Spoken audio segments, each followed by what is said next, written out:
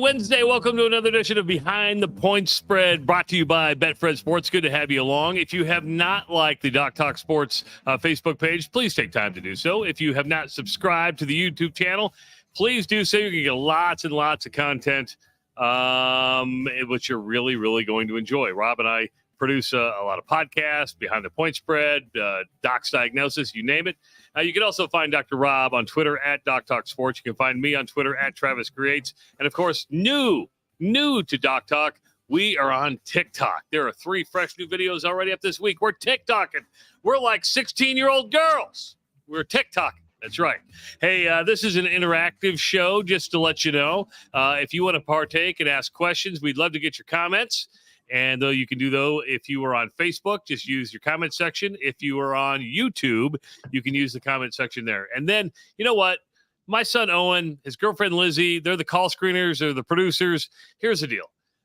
They're up every single Wednesday screening phone calls, and I'm a little disappointed in everybody. I just full disclosure, I'm a little disappointed in the community here. Nobody's called. We'll take phone calls. We want your phone calls at 402-543-5556. Again, that's 402-543-5556. You don't want to hear from me. You want to hear from these guys. Welcome back to Behind the Point Spread. To my left is the one and only Scott Spreitzer, our Vegas insider. He's an Omaha native, been in Vegas for like ever now. I don't even know if he calls Omaha home anymore. And then the smartest guy in the show is the one down there, Dr. Rob Zatechka. What's up, Doc? How are you guys doing? I'm not sure I'm the smartest guy on here. Well, Scott, here's the deal. We were talking about gamblers today, and are you guys just all mathematical savants? Is that what it is? Are you guys all mathematical savants? You could ask my wife. Savant's probably the word because she thinks I can't do anything else. So I think Rob is the smartest guy here. You know, yeah, I mean, a lot of guys are. You know, there's a lot of guys that still shoot from the hip. They don't tend to last a long time, but they're sure fun to be around. And then there's guys that jump into the math of it all. And that's, I kind of do a little bit of both. There's a little bit of the old style of capping, you know, that brought up the likes of Jimmy Vaccaro and guys like that you guys have heard of that have been doing this for 50 years behind the counters. And then there's also, like I said, the math, the metrics. If you ignore it, it's going to hurt you because, man, the books are smarter than ever, which means you got to be smarter than ever. You know, I ran a business. I ran a coffee shop, and I had a POS system, point of sale system, right? Of course, I thought I knew more than than the numbers were telling me. I looked at the math every day. I'm like, no, I'm going to make this work. I'm going to make sure this works. And you know what? The math on the POS system was right, and therefore my business failed, right? I mean, the numbers don't lie. It's an interesting balance too, because like I said, I mean, I've worked with guys like Jimmy Vaccaro for many years. I've worked with guys like Vinny Malauulu for many, many years. These are old school East Coast guys that came out to Vegas many, many moons ago. Well, Jimmy's from Youngstown. I don't think we can call that East Coast, but you know, they come out here and they bring that old school thought process, but they've had to adjust. And I'm telling you, you're left in the dust. Your bankroll fades fast if you don't include math and metrics in your handicapping anymore. And you know, I wasn't a big geek in high school, man. I just wasn't. But man, I've become a geek as I've gotten older and try to increase my bankroll every season. Rob, were you a geek at Lincoln East? Were you a geek at Lincoln East? I'm a geek now. You are. You are. I will 100%. People don't know sure that about you. Not been. By the way, before we get started, we do have one comment. Eric says, I'm better off commenting here. Trust me. He said he just got back from the Omaha West Side Homecoming Parade. Do you guys drink at homecoming parades, Rob? Because I know that's where you came from, isn't it? I did just come from the West Side Homecoming Parade. I was not drinking, but you know what? People pack coolers, people pack lawn chairs. It's a good time. The West Side crowd knows how to have fun. If you want to work directly with Scott Spreitzer, here's what you can do. You can text the word Doc Talk to the number 29022 and get a free $60 trial of premium member picks from Scott. Or you can visit the website docsports.com and sign up for the free 60 on the upper left hand of the website. Scott, we started this a couple weeks ago, and I'm anxious to do it again tonight. We're going to, each and every week, Rob and I talk about it on the podcast all the time. This show is much more than about gambling. Sure, we talk about the point spreads. We pick 4 games out, but there's a lot of tidbits that you can learn and understand to take in and really measure how your team is doing. And we've done it with turnovers. I forget what did we do last week? I forget what we did last week. The We did finishing drive. the end of drive Yeah. analysis, statistical analysis that Scott had. That was interesting as all hell. So tonight we have a couple different ones to talk about. We're going to start with the success efficiency rate. So you can read what it is. Scott, it sounds complicated. Simplify it for us. Yeah, I tell you what, last week was tough because there was a whole lot of, you got to really pay attention, and then you got to really go dig deep every Saturday night when the games are final to keep up with it. That was that finishing drives metric. I'm going to start with the success rate efficiency. And these are pretty simple things to follow. And it's all about teams that move the chains in a consistent manner, or on defense, teams that hold opposing offenses from being able to move the chains in a consistent manner. So basically, success rate measures teams that gain 50% of your necessary first down yardage on first down. So you're getting at least 5 yards on first down. After second down, you're second down and 3 or better. You've gained at least 70% of necessary first down yardage on your second down play. And then, of course, obviously it leads to 100% of necessary yardage to move the chains on third and fourth down. And the teams that meet these, I don't know if you want to call them prerequisites or requisites or whatever for this metric, the bottom line is the teams that excel in those areas, they cover the spread. I mean, they normally cover the number, but they more often than not are going to win football games. And I'm going to start with a little theme here, and then we'll finish it up a little bit later. But one of the teams that's the best, the Washington Huskies. Last week we talked about the finishing drives metric.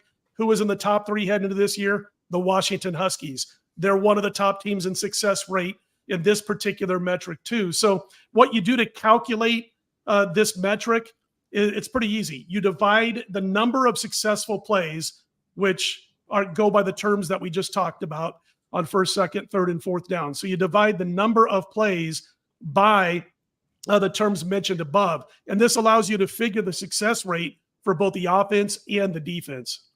So my question would be, what is a good number? So if somebody's looking at this, what's a good number to base these top teams off on success rates? Well, you're going to have to do it in a consistent manner. Like, for instance, the Washington Huskies, they're going to be gaining 50% of necessary yardage on first down, at least so far this season, at least 50% of the time, which is pretty huge. And, they're able to follow that up with, being able to open up the playbook and call different kinds of plays when you're gaining, 50% of your necessary yardage on first down half the time you're out there, sometimes more. So those are the kind of teams that I'm looking for. You might be able to find this on the net, by the way. Football Outsiders are the ones that first brought this metric to the forefront, to the public. They're no longer in business. So you don't have them tracking this anymore, but you should be able to find it. But again, it's not as difficult as those finishing drive metrics if you do want to track it yourself. Do you track it yourself? I do. Sorry, I don't trust all the sites. There's a few sites out there I trust, but I'm always worried. And I'm not saying they're not trustworthy. I'm just a doubting Thomas. I always worry that they miss something somewhere along the line, because it's easy to do to miss, a couple of the drives of this game and a couple of the drives that game. So I do it all myself. This is one of those metrics that, as a player, the worst number that you ever wanted to see was 2nd and 10. That's a brutal number. Anytime you were 2nd and 10, all of a sudden it's changing the game plan. It's changing how what you want to do offensively. Tom Osborne was one of these guys who loved these kinds of metrics.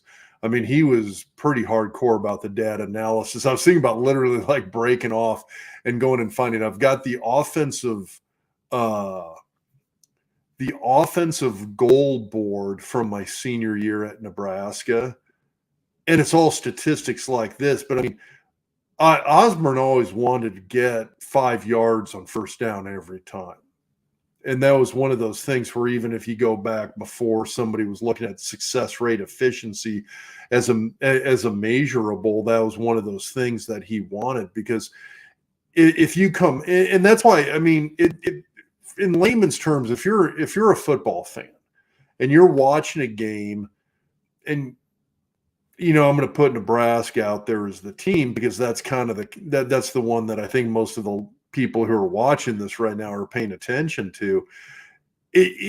When you see Nebraska come out, and you've got Jeff Sims or Hunter Carberg, who are they're not your classic pocket passers. We want to see those guys in space running the ball. You don't want to see them dropping back to pass. But when they're dropping back to pass on first down, that's why everybody gets all uptight. They want to see those guys running because you're going to get some positive yardage. The worst thing you can see is that pass on first down. It's an incomplete. You're sitting at 2nd and 10. You're behind the 8 ball already. And I mean, I love looking at these kinds of metrics because these are the kind of things that decide games ultimately.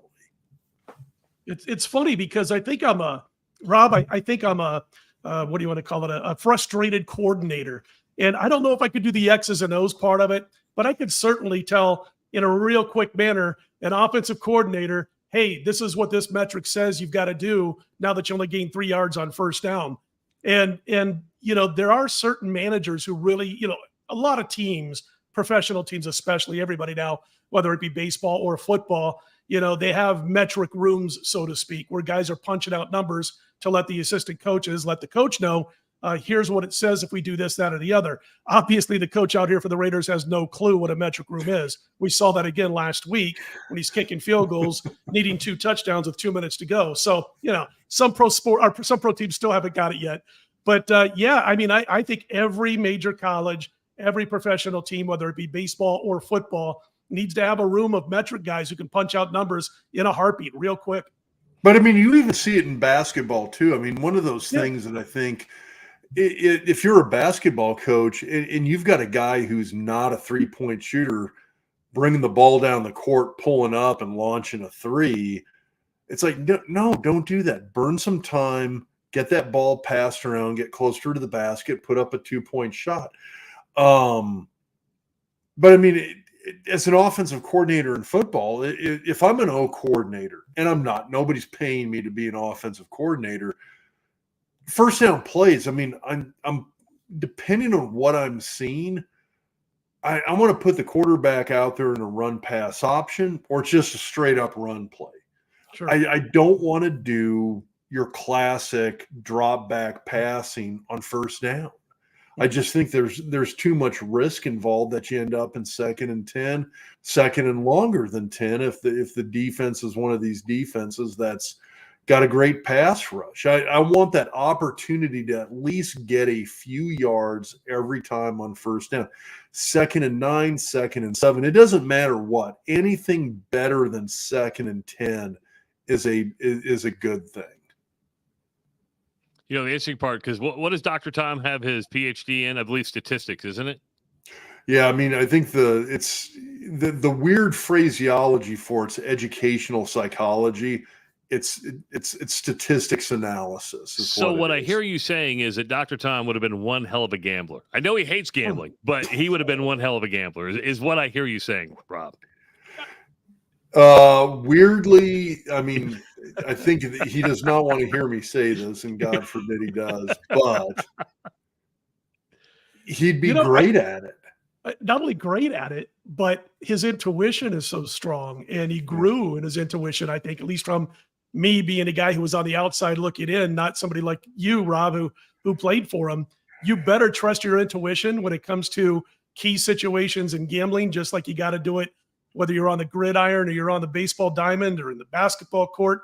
And what I saw out of Osborne was not just a head for stats, important key stats, not garbage stats, but he had a head for stats, but also his intuition was spot on, especially his last, decade as a head coach, or maybe last 6 or 7 years. It was. But that's one of those things that took 40 years of coaching to build, to get that intuition. The thing that made him good for the first, up until that point, you can complain about Osborne in the 70s and 80s, but the fact was you got a guy who averaged almost 10 wins a year for 20 years. It was all statistics based. It's our data analysis was all based upon where do you want to be on third down? What do you want to get on first down? What is your turnover? What's the turnover margin? It was all of these statistics played into it, and that was something that Osborne just lived and died upon. Can I just ask you one question about that? Is there any coach out there right now in college that you see that comes close to Osborne as far as that's concerned, the statistics? Oh, I think anymore, all the good ones do. I think if you're a guy who's got a top 5 team in college football, there's a couple of things happening. One, you've got somebody who's crunching the numbers and looking at what's going to be best in any given scenario. Or you've got somebody who's just, you've got an unstoppable athlete or unstoppable athletes. But I mean, if you look at coaches who consistently perform well, I guarantee you the Nick Sabans, the Kirby Smarts, those guys, they've got people crunching numbers for them nonstop. And it's all situational analysis, and they get in a certain situation and they're going to be calling plays based upon that. Now, you've got coaches who don't do that. And those are the guys who are easy to spot. It's the guys who, oh, let's catch the defense off guard on first down. We're gonna launch a bomb pass and try and hit the money shot right here. Those are the guys who are not crunching numbers. You never saw that out of Tom Osborne. First down, he was going to try to get 3 to 5 yards with a basic run play, because if he was at 2nd and 7 or less, all of a sudden the playbook opens up wide. And for us, you got to keep in mind, I made this, one of the comments I made once at a speaking engagement talking about what it was like to play for Nebraska in the 1990s. 3rd and 5 was a running down.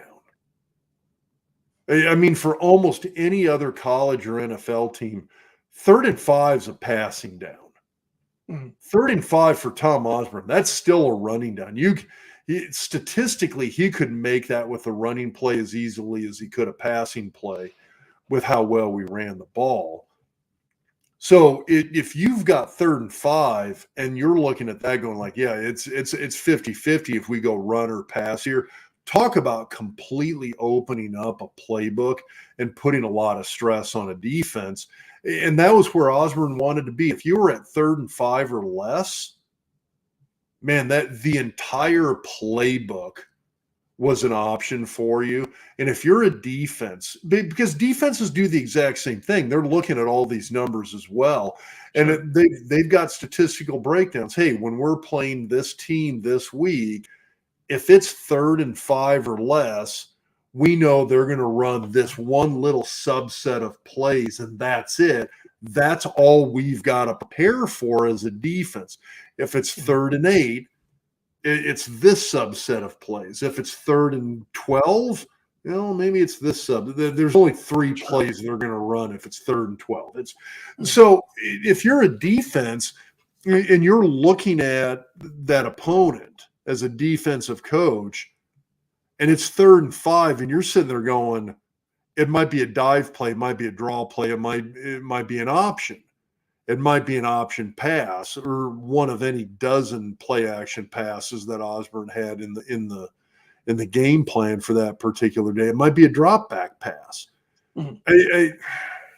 All of a sudden, when you're sitting there as a defensive coordinator and you're going, holy crap, we've got their entire playbook we've got to worry about, and it's 3rd and 5, that's a problem if you're a defensive coordinator.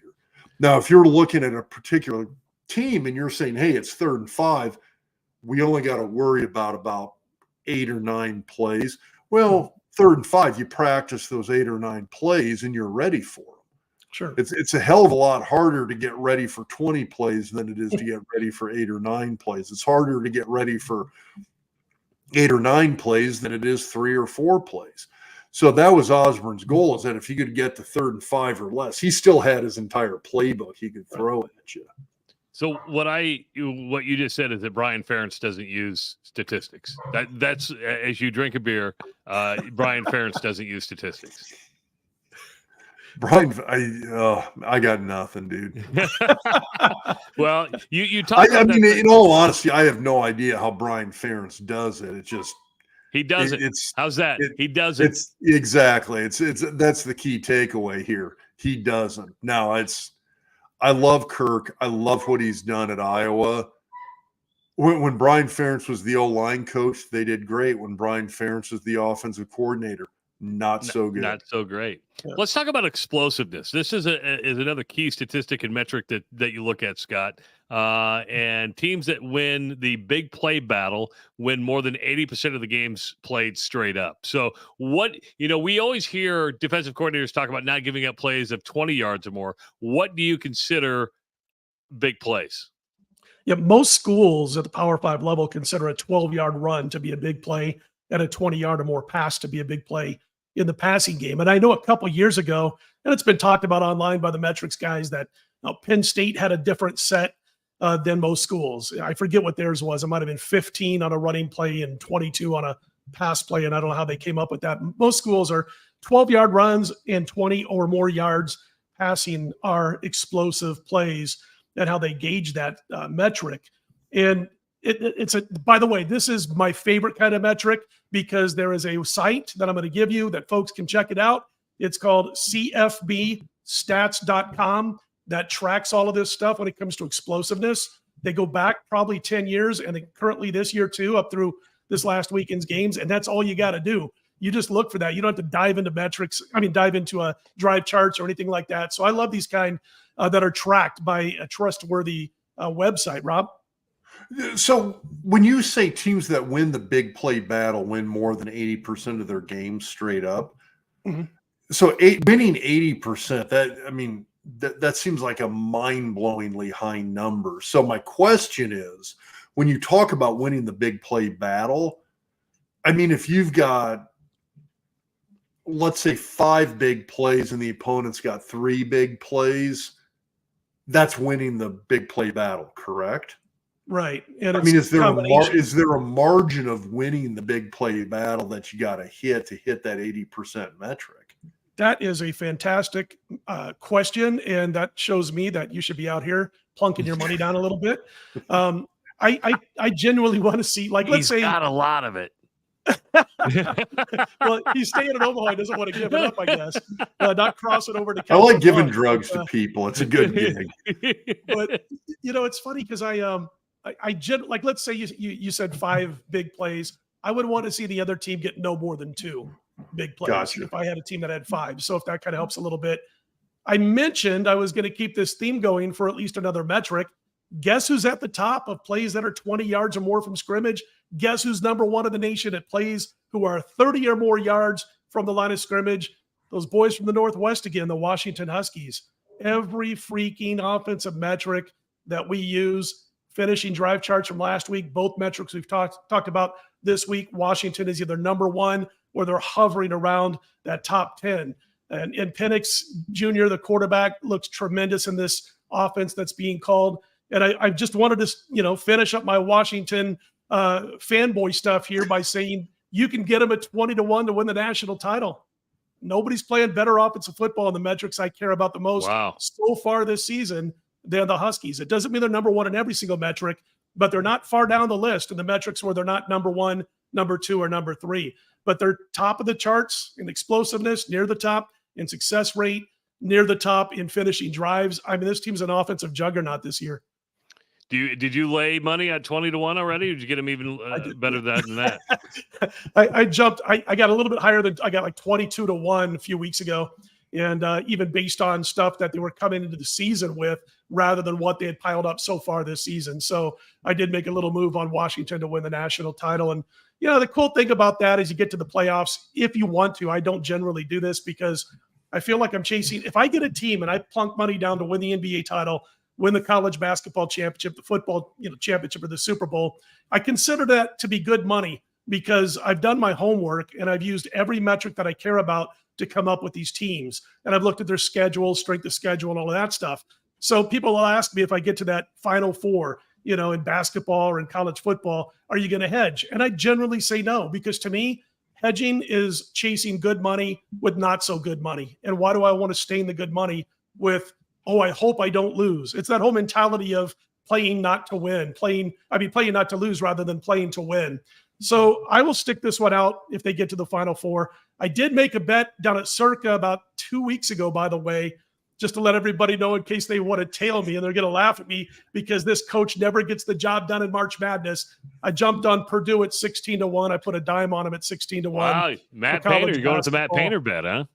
Yeah, and it's scary because their backcourt usually screws up in March Madness, usually early on. But I did this with Virginia a few years ago when they lost to a 16 seed and they came back with just about everybody. Tony Bennett's coaching, everybody bought into it, and they were able to win that title. So I did it again a couple of weeks ago when I was down at the circuit. I thought, okay, 16-1, I'm going to throw a dime on it.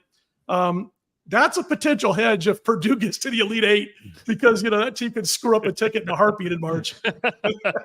Hey, we're 25 minutes into the show. We haven't talked about any games yet. Here are the games we're going to be talking about tonight. We're going to take a look at the Notre Dame-Duke game. Notre Dame coming off a very disappointing and frustrating loss maybe to Ohio State.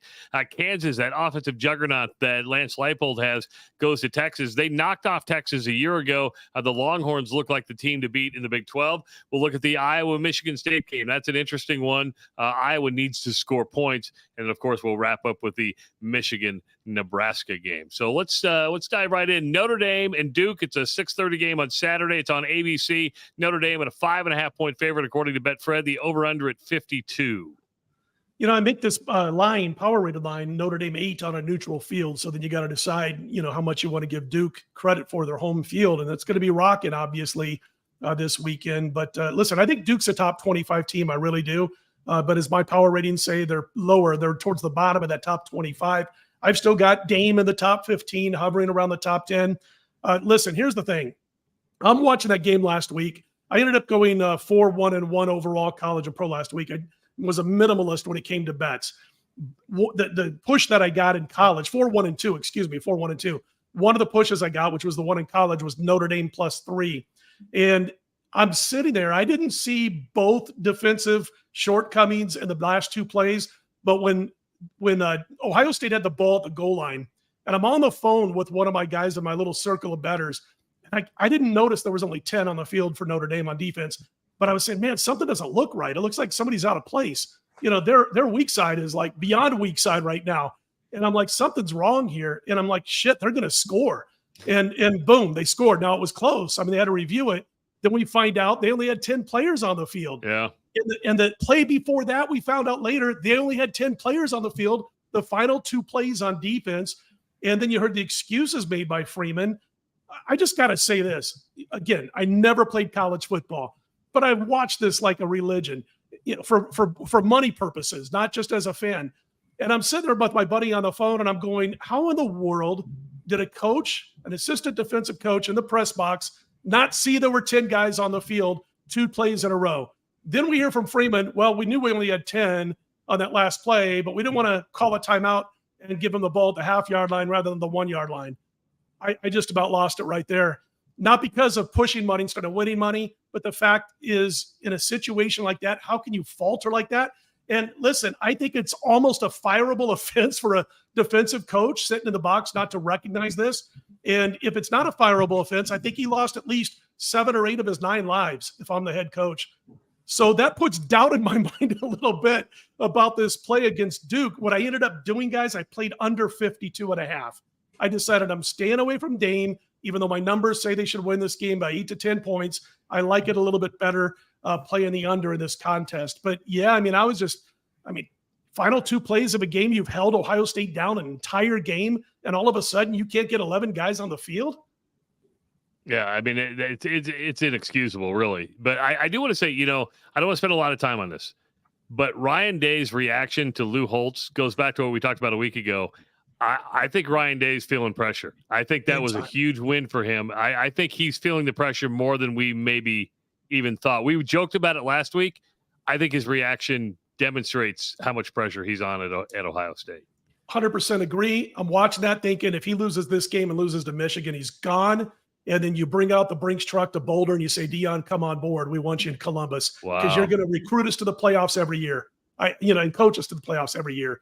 And I really thought if he lost that and lost to Michigan, he's gone. He acted like a fool on the field talking about a 90-year-old man out there screaming in the reporter's face. I mean, come on. that bothered me more than anything else about that game was Ryan Day screaming about Lou Holtz. Like, that's the first thing on your mind after you just won this game.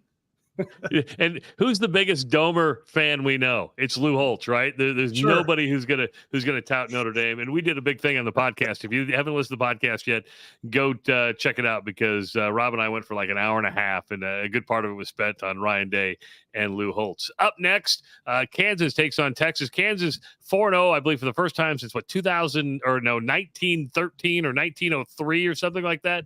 It's a 2:30 game on ABC. Texas a big favorite, 16.5. There's going to be some points scored in this game. The over-under at 61. And that over-under has dropped from 64, by the way, guys. So there was a high of 64 at one point.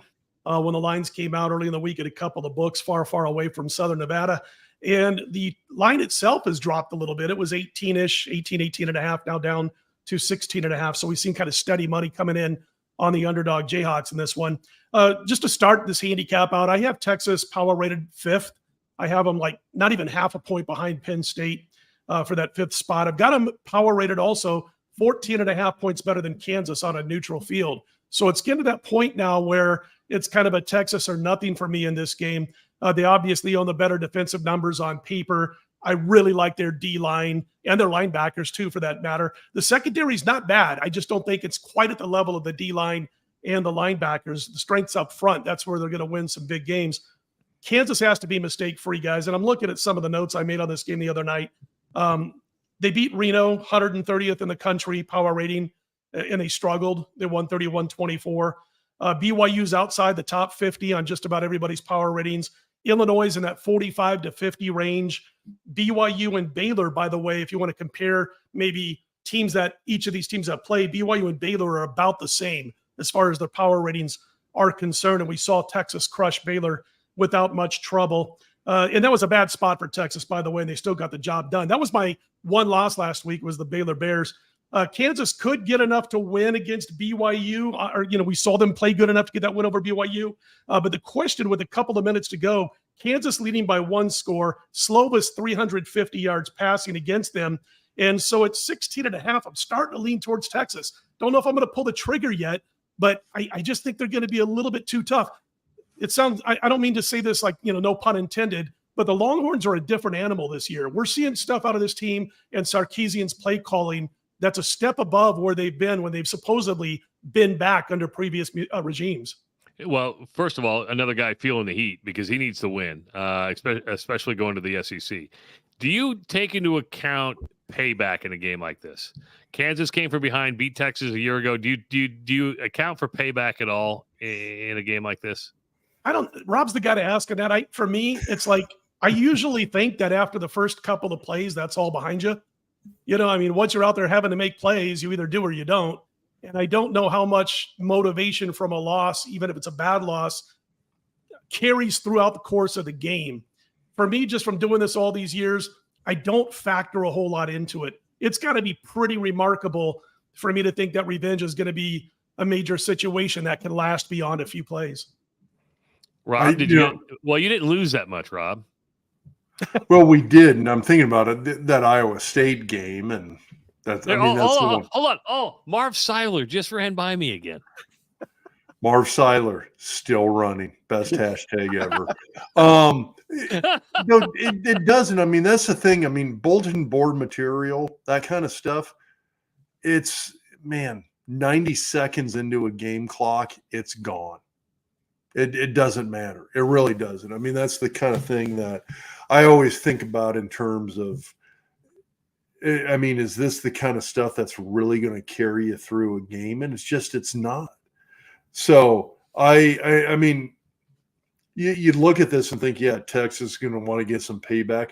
Nah, you know what? Once you get 5 plays into this game, Texas is just going to be sitting there going, okay, what do we have to do that's within our game plan? We're going to be working through that stuff, and that's what they want to do. It doesn't have anything to do with what happened last year.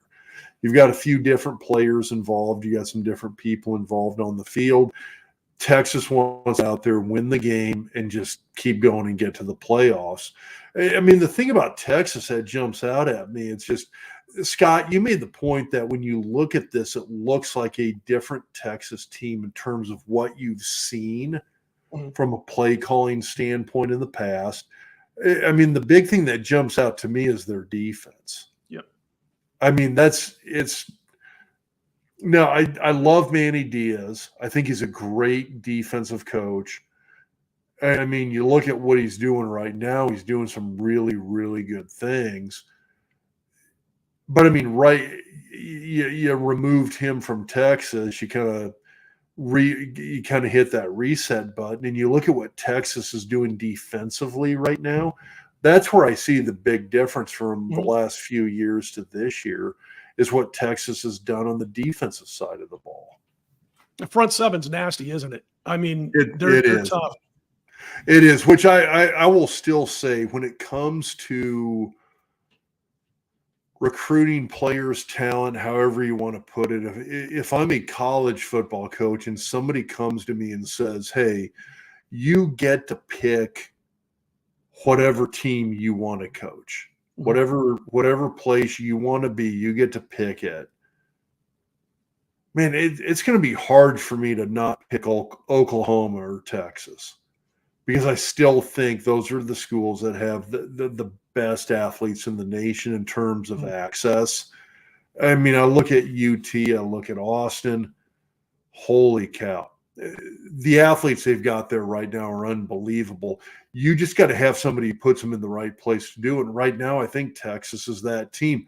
That's the team that I look at that I think, I mean, Scott, you talk about Washington and some of the things they're doing right now from that statistical analysis standpoint, from that metric standpoint. Right now, Washington owns the metrics. Mm-hmm. When it comes to the intuition side of it, in terms of the athletes that they've got on the field, right now I'm looking at Texas, and that's the school I look at. I'm like, if they can kind of shore a few things up here and there, clean up some technique stuff, clean up some play calling, Texas is the team that I think really has a chance to do some damage going forward. Absolutely. And I tell you what, I was in Austin in 2019, and we took my kid to the school to tour and all that kind of stuff, and then just hung out in Austin for a few days. I know they're going through some rough times right now, but we'll leave that for the political debate tonight. But as far as, Austin, oh my gosh, I had said it back then because I had never been there before. And we did the tour of the stadium, the whole thing. We were there in the summertime of 2019. And I was like, if I'm a kid, I've been to a lot of campuses and a lot of stadiums. If I'm a kid, maybe anywhere than growing up in the Omaha area, and I got Texas calling, I'm signing the dotted line. They got so much to recruit with down there also. That's a job. I agree with you. I mean, take that job and sign that contract.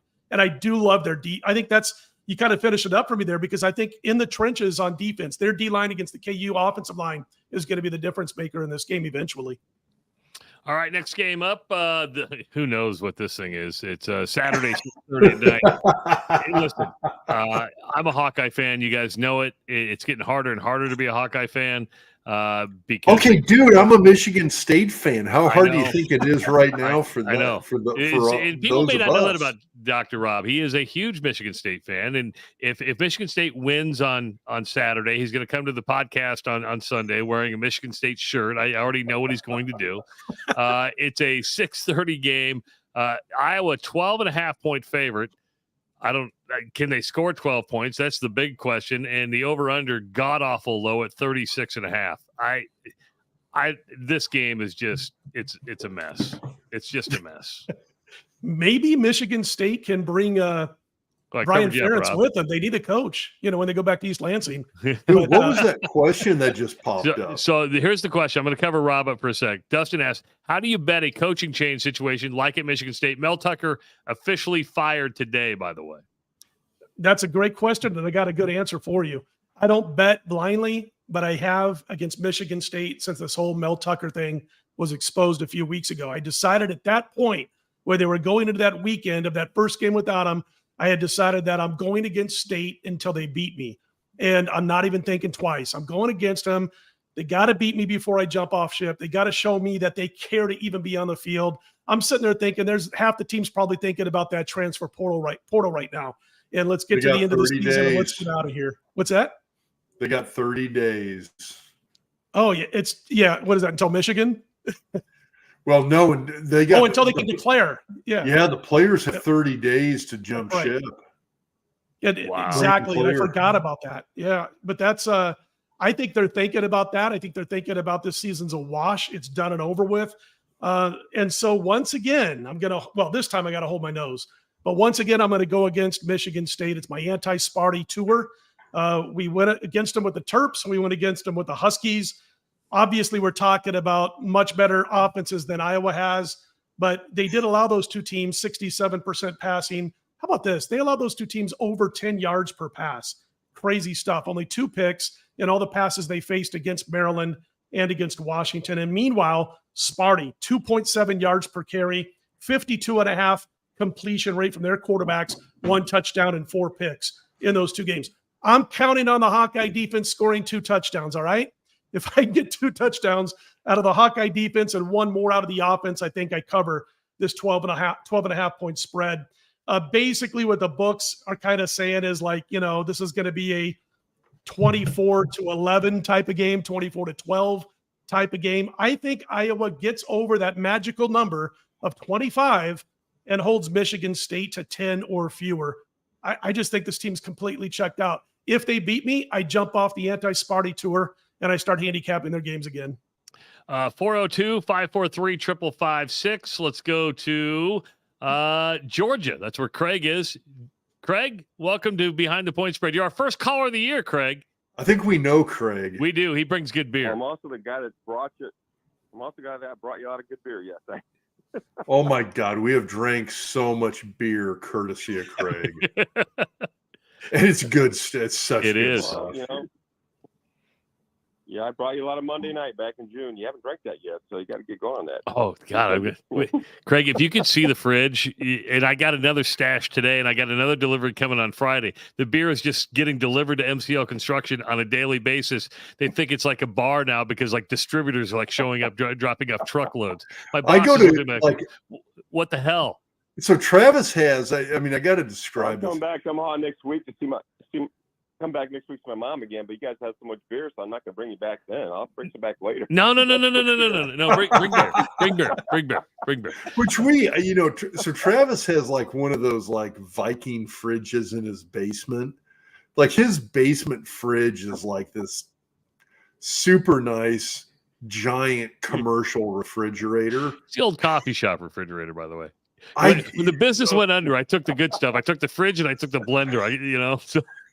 all I know. Well, that's good to know. I mean, I can just. I'm glad you guys enjoy. I mean, Craig, I can go into that fridge and I stumble upon stuff that's been in there for 6 months, and which is fine for beer. Some of that stuff you want aging a bit. It's you want a few months on True. that stuff.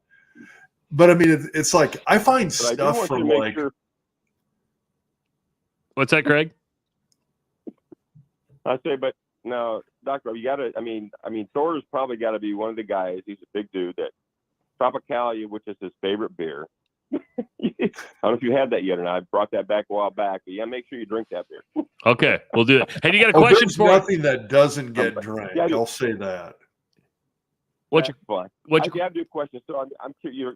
You were just talking about the Michigan State and Iowa and how Michigan State, but my question really is Northwestern. Everyone thought Northwestern was going to drop and be 0 and nothing.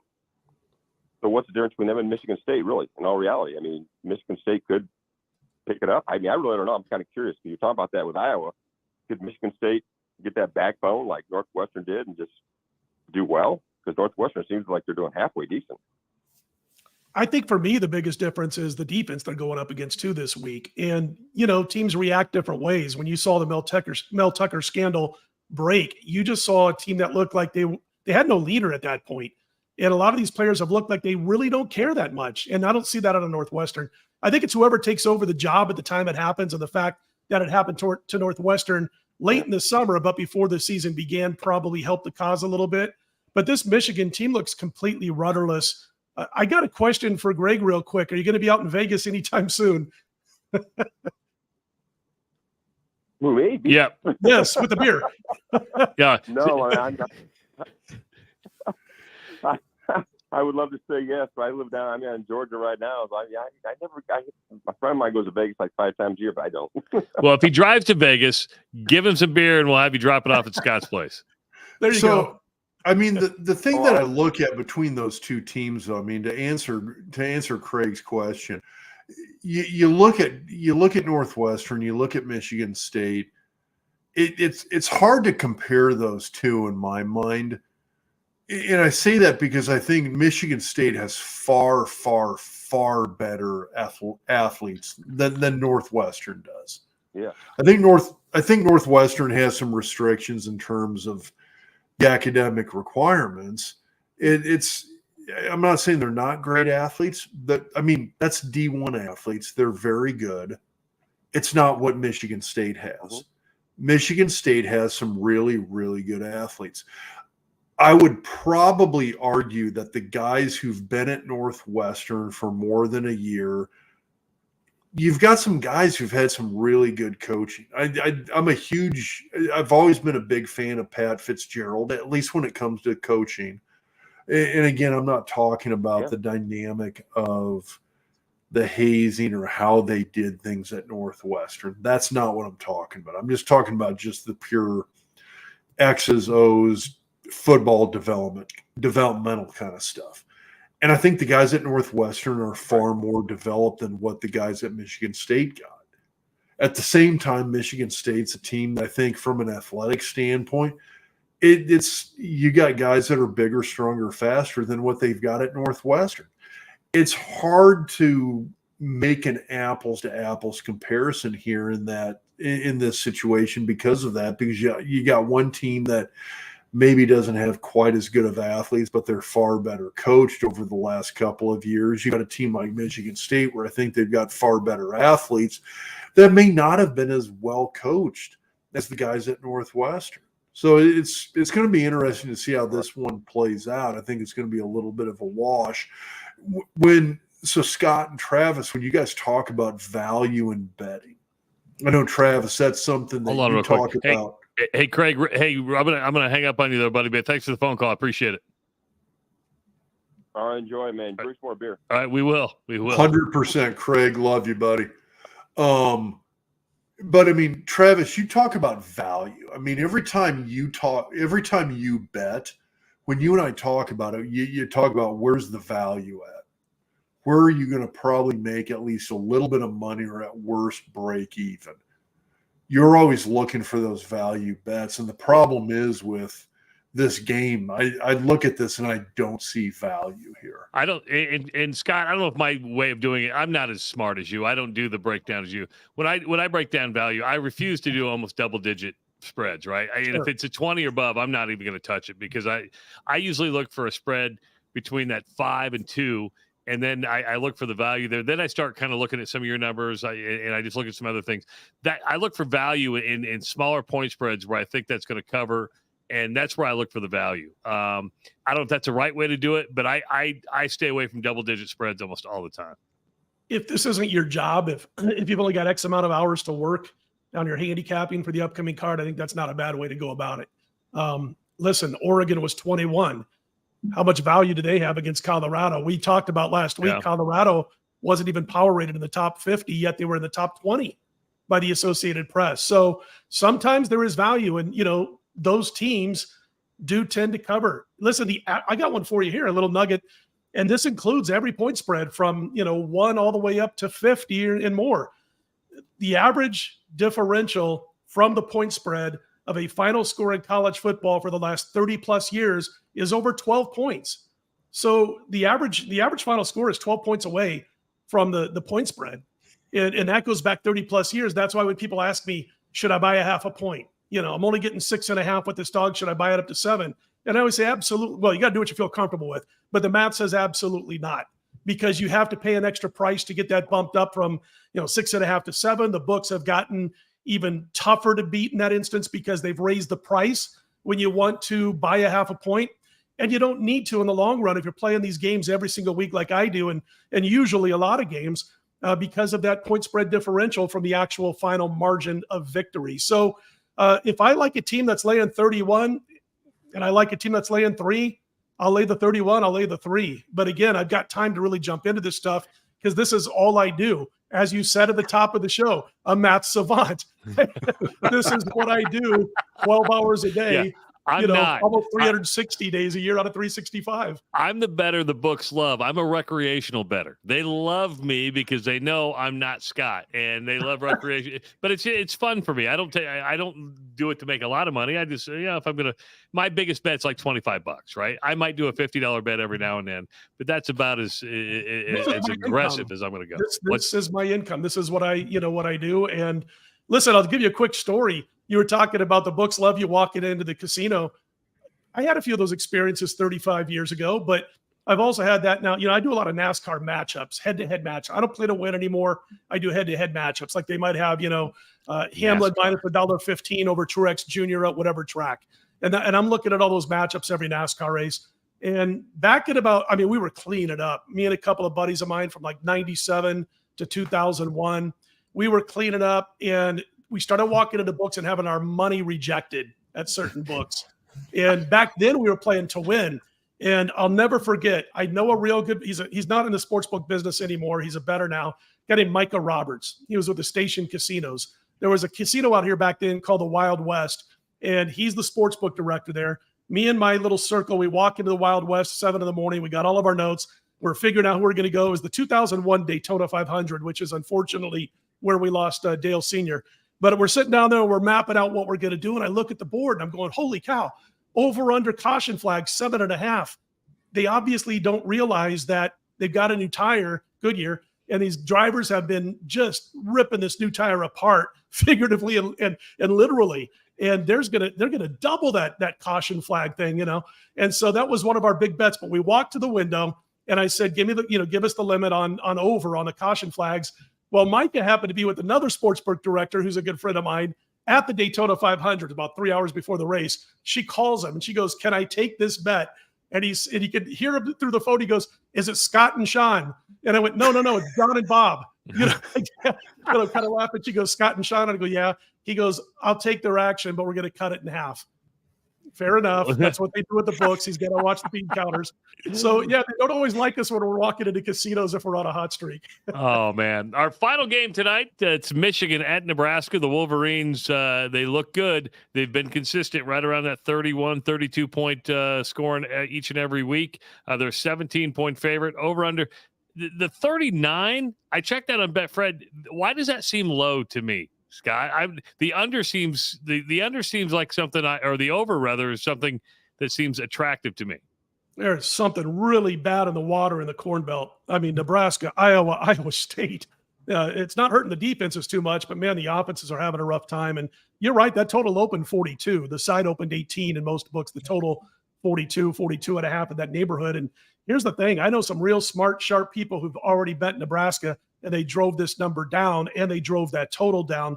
Basically, when it opened, the books were kind of, in theory, saying 30-12 Michigan when you look at this number and where the total is. But anyway, smart money's come in. For me, I haven't jumped in on Nebraska. Listen, I look at what they do on offense. Fedoni's a really good player. Kemp's a really good player. They're lacking in quality depth, and we all know that when it comes to the passing game. And that scares me in this one. I really believe that for quality defenses like Michigan, Nebraska is pretty easy to prepare for and have that message also that they prepared with translate onto the field, the X's and O's. The good news is, listen, if you look at what Michigan's done this year, they beat, some weak teams. East Carolina, Rutgers. I don't want to say Rutgers is weak. They're okay, but they're nothing special. UNLV is getting better. Oh, real quick, offensive coordinator for UNLV. Write that name down. Brennan Marion. New offensive coordinator for UNLV. This guy's a head coach in 3 years, I'm telling you, if not sooner. Young guy, great offensive mind. So they beat UNLV, they beat ECU, they beat Rutgers, they beat Bowling Green. And that's probably good news for Nebraska that the Michigan offense wasn't that great against 3 of those 4 teams outside of that Bowling Green game.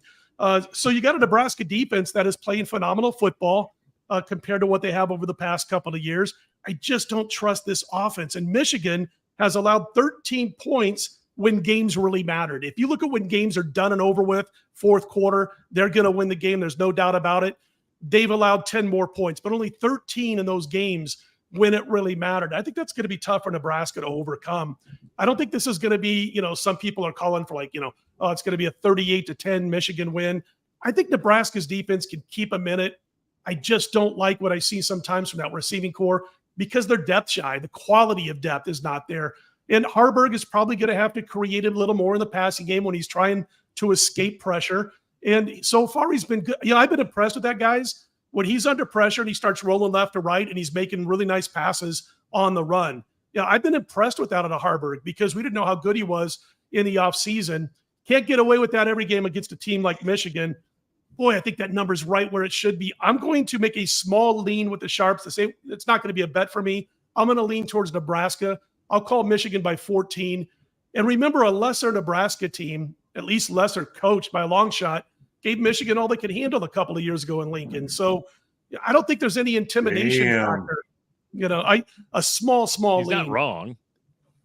No, I know. I'm just saying Scott dropping heat on Frost right there. So you've answered the second part of this question. And I just want to know if this is true because I don't know this. He says that Michigan is yet to cover this year. Is that true? They haven't been covering. They could have. I'm going to kind of qualify it that way. They're up 35-0 on UNLV and they shut it down. And they were a 34-point favorite, I believe, 33-34, maybe even a little higher. And the final score was 35-7.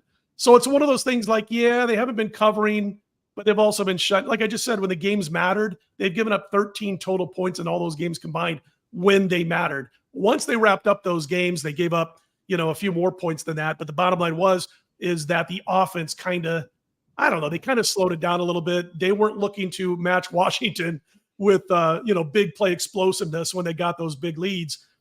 That's why it's kind of hard to judge Michigan right now. Obviously, I think, for me, they're the second best team in college football behind Georgia, my power ratings. I don't know that they come in here and just want to blow the doors off Nebraska. If it's 31-14, in the fourth quarter, 10 minutes to go, obviously you don't want to give up a touchdown and only be up by 10, but I don't think they're going to drop the clutch and throw 90-yarders and all that kind of stuff and have those explosive plays. Hey, Scott, when you talk about Michigan, sorry, go Travis, I'm jumping in on you here. You are. It's okay, though. A little bit. When you talk about Michigan, when you said you've got them as the second best team, where does Penn State figure in that? I got them fourth, just barely a smidge ahead of Texas for the fourth place spot. I got Texas fifth. I still have the Buckeyes third. I don't drop my power ratings, in a heartbeat. You can't just keep dropping or raising power. AP puts Colorado 19th in the nation because they get, kind of mixed up with all the hype and hyperbole and all that kind of stuff. Mine's based on all the math. That's why I had Notre Dame Colorado outside of my top 50. So Ohio State's power rating for me has dropped about 1.5 points, but they were still ahead of all the teams except Georgia. So I go Georgia, Michigan, Ohio State, Penn State, Texas, and those last four teams that I just mentioned are really close. Man, good stuff. If you like what you're hearing from Scott Spreitzer, you can work with Scott directly. Text the word Doc Talk to the number 29022 and get a free $60 trial of premium member picks from Scott. Or visit DocSports.com and sign up for the free 60 on the upper left side of the website. Guys, we talk about this every week. This was originally supposed to be a half-hour show, and, we're an hour into this thing now. We're an hour in. This is still the best. I mean, you don't have to bet at all. You don't have to be into gambling at all. Just from a pure information standpoint, this is the best show in college football. You know what, Rob? And you know what's cool if you're just a fan, let's say, that CFBstats.com. If you're just a fan, your favorite team, go see where they rank. Go see where their opponent this week ranks, in some of those metrics, and sit back and watch it unfold. I mean, if I wasn't betting, I'd still be doing that stuff. I'd be like, I want to see, my team. Hey, my team's 11th in explosiveness and success rate, and the other team's defense is like top 15 in the same categories. I can't wait to watch this and see what happens. It just makes it even more fun to me, even if I'm not betting. It is, but that's what's that, Travis? Is that CFBstats.com? Yeah, CFBstats.com. There you go. Yeah. Right there. Look how fast I can put that up there. Wow. Everybody Damn. write that down. Somebody else is doing that for you, aren't they? Yeah. But this is the kind of thing that I look at where I mean, I go back to when I played and you're looking at these numbers that we were basing game time decisions upon. I mean, you had a 3rd and 7, we call a timeout. It's in the 3rd quarter. What play are we going to call? Osborne's got that he's got that in a notebook somewhere. He's flipping through on the sideline and he's calling plays based on that kind of stuff. Look at that. Krillin says Doc Talk power ratings. Number 1, Scott. Number 2, Rob. Number 3, Owen. Number 4, Owen's girlfriend. And number 5 is me. Damn. Now I'm putting Lizzie. So I'm moving Lizzie up to number 2 or number 3. And I'm just guessing that's Travis's wife. So. No, Lizzie's Owen's girlfriend.